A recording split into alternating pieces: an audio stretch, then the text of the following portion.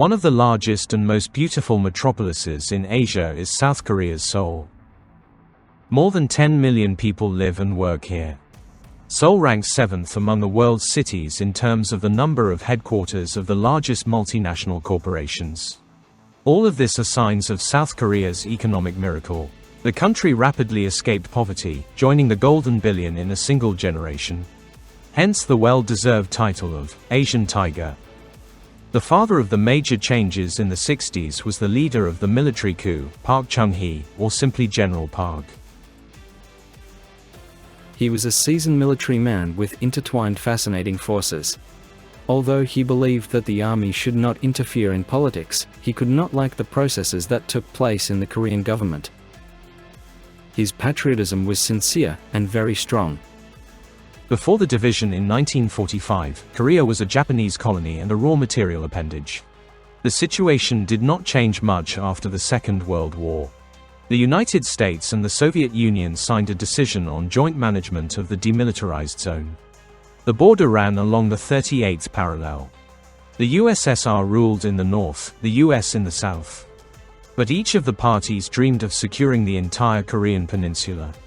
When Mao Zedong introduced communism in China in 1949, the Kremlin decided that the advantage of the Red forces in the region had sufficiently matured. And in 1950, the puppet ruler of the North, Kim Il-sung, invaded the South. During the 3 years of the Korean War, the front twice passed along the peninsula, and it all ended almost where it began, near the strip of the 38th parallel. Historically, industrial centers were in the north. The South was predominantly agrarian. Both the hostilities and the final partition of the country turned the already poor region into a hell of poverty. There were many people on the streets wearing tattered clothes, through which their skin was visible. Thousands of people had nothing to eat and begged for any kind of food. The situation exploded in the spring of 1960. Rigged elections by Syngman Rhee sparked protests across the country. To ride out the storm, Syngman Rhee fled to Hawaii, leaving the government in limbo. Parliament increased political chaos, and then the military intervened. On the morning of May 16, 1961, tanks entered Seoul. The 50 million strong country was so weary of Rhee's rule that just 3,500 insurgents met almost no resistance from his predecessors. The coup leader Park Chung-hee took power into his own hands. He announced that now the priority of national security will be the fight against the communists and the restoration of Korean power. The first steps of the new ruler were lightning fast and tough. 36 top officials ended up on trial for illegal enrichment. In 3 months, 17,000 civilian officials and 2,000 military personnel were arrested, dismissed or forcibly retired. Black markets were closed, and confiscated illegal goods were burned. Park Chung-hee attended a Japanese military academy. Officers were trained in the Bushido Code of Ethics. Besides courage and loyalty to their lord unto death, they despised greed and practiced financial restraint. Park's samurai principles were reflected in his reforms. Indifferent to luxury, he efficiently managed the country's finances. The military not only gained control of banks, but was also responsible for where international aid money would go. These included occupation reparations from Japan, loans from the International Monetary Fund, and credits from the US. In the army, Park Chung-hee was engaged in logistics. This explains his effective country development strategy. Though influenced by Japan, the 3 pillars that were supposed to pull Korea out of the abyss were the development of heavy industry, an export-oriented economy and government regulation. In less than 10 years, things improved so much that the South caught up with and surpassed the communist North in industrial development. From a country of millet porridge and thatched roofs, entirely dependent on the US economically, Korea transformed into a developed nation with a complex economy, capable of defending itself even in wartime. Koreans paid a high price for economic changes. Park Chung-hee introduced 5-year plans and temporarily cut weekends and pensions. The economy was weak, industry small, and exports minimal. There were no natural resources, so we needed to develop the manufacturing sector. Park began to create export-oriented industries. Korea was becoming an assembly workshop for other countries. He focused on diversified family-owned conglomerates, chaebols. But Korean oligarchs had one significant difference from others.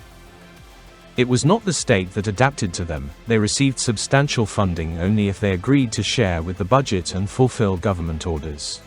For example, the largest chaebol at the time, Samsung, avoided liquidation only because its founders agreed to put aside previous schemes and take on construction and road building projects, as the state required. Park Chung-hee's effectiveness as president irritated neighbors from the north. Early 70s saw peak provocations. Pyongyang sent thousands of provocateurs to the south, alongside border shelling and sabotage. Communists recruited agents from student youth, targeting those dissatisfied with authorities. Though originally opposing the anti-communist regime, South Korean activists inadvertently sabotaged their own country's security. Park Chung-hee was the #1 target and survived several assassination attempts. In the winter of 1968, I participated in a raid on the Blue House as part of a group of North Korean special forces. We were supposed to kill South Korean President Park Chung-hee. 30 elite special forces were chosen for the killer detachment. DPRK ninjas' success was thwarted by an unexpected encounter with peasants near Seoul. Convinced by propaganda, the military declared they had come to aid brothers tortured by imperialists. But dissatisfaction with South Korean authorities was not widespread. In 2 hours, the saboteurs were known in Seoul. Park Chung-hee's residence was less than 800 meters away. A police officer suspected something. He noticed our old uniform shoes. It was a disaster. We were exposed but fought back. It was a very fierce shootout. Many of our people died. We tried to fight our way through the city into the mountains, but there was no chance. 6 years later, another assassination attempt occurred. In 1974, during a performance at the National Theatre, a North Korean agent opened fire on the president in the stands. One of the bullets hit Park's wife.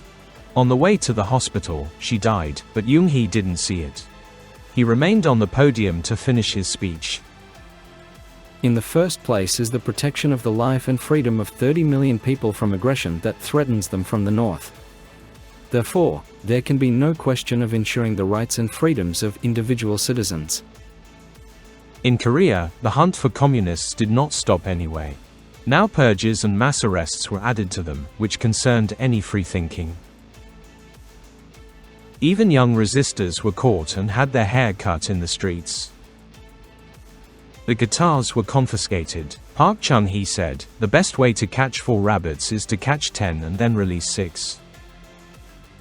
All signs pointed to a stronger authoritarian regime. Pyongyang sought to undermine Park Chung-hee's power at all costs. A comfortable life for South Koreans threatened communist power. Park Chung-hee's authoritarian rule, delaying democratization, is understandable given constant northern attacks, as a totalitarian model facilitates wartime efforts. And he thought like a military man." In his third presidential term, Park Chung-hee approached the image of a typical tyrant dictator. He tried to impose military discipline and emergency order in a civilian country. This increasingly caused mass protests, which had to be extinguished by force. Park ignored the escalating situation. He didn't want to leave power, convinced he alone could handle society's tension. But all plans were cut short suddenly and unexpectedly. In 1979, during dinner, Park was shot by his friend and ally, the head of the powerful Korean CIA, Kim Jae-gyu. During the trial, he convinced that he was trying to save the country from dictatorship. But there is another version. There were women at this dinner, and this took the quarrel to another level. Kim Jae-gyu was criticized for not cracking down harshly enough on one of the demonstrations. He excused himself, saying that killing 3,000 protesters was necessary for effectiveness, but he couldn't permit such heavy casualties. For this, he was called an idiot. And the fact that he was taught in front of women was probably the last straw. The head of the CIA, trivially wanting to prove that he also had strength and power, shot both the head of the police and the president. Park Chung-hee was shot in the arm and then in the head. Kim Jae-gyu's motives were not believed, and he was sentenced to hanging for the murder of the head of state. Authoritarian rule lasted in South Korea until 1988, when, after mass unrest, the country returned to elected leadership and the military left power. But this was not the same impoverished and peasant Korea that the Korean samurai, General Park Chung-hee, turned into a mighty tiger.